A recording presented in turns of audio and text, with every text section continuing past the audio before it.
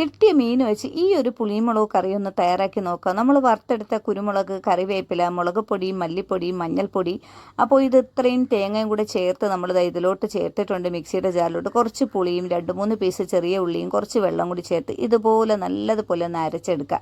അത് നമുക്കൊരു കറിച്ചട്ടിയിലോട്ട് ചേർത്ത് കൊടുക്കാം. മിക്സിയുടെ ജാറിലോട്ട് ഒരു 2 ഗ്ലാസ്സോളം വെള്ളം കൂടി ഒന്ന് കലക്കി ഇതിലോട്ട് ഒഴിച്ചു കൊടുക്കുക. ഉപ്പ് കൂടെ ചേർത്ത് നല്ലതുപോലെ ഒന്ന് കലക്കിയെടുക്കുക. നമ്മുടെ അടിപൊളി ടേസ്റ്റി ആയിട്ടുള്ള പുളിമുളക് കറിയാണ് നമ്മളൊന്ന് തയ്യാറാക്കുന്നത്. അയല മീൻ കൊണ്ടാണ് തയ്യാറാക്കുന്നത്. ഇഷ്ടമുള്ള മീൻ കൊണ്ട് നിങ്ങൾ തയ്യാറാക്കുക. നല്ല ടേസ്റ്റാണ് നമ്മുടെ ഈ കറിക്ക്. ഇതിലോട്ട് സ്പെഷ്യലായിട്ട് വേറെ ഇൻഗ്രീഡിയൻസ് ഒന്നും ചേർക്കില്ല. വെളിച്ചെണ്ണ വേണമെങ്കിൽ ചേർത്ത് കൊടുക്കാം. വെള്ളവും ചേർത്തതിന് ശേഷം നമുക്ക് നല്ലതുപോലെ ഒന്ന് കലക്കിയെടുക്കണം. കലക്കിയെടുത്തതിന് ശേഷം നമുക്ക് ഒന്ന് ഫ്ലെയിം ഓണാക്കി അടുപ്പിൽ വെച്ച് കൊടുക്കാം. തീരെ വെള്ളം കുറയ്ക്കരുത്. നമ്മളിതിൽ ടൊമാറ്റോ, മാങ്ങ എല്ലാം ചേർക്കുന്നതോടൊപ്പം തന്നെ നമുക്കിത് മീൻ അതിൽ കിടന്ന് വേഗത്തക്ക വെള്ളം കൂടി ചേർത്ത് വേണം വയ്ക്കാൻ.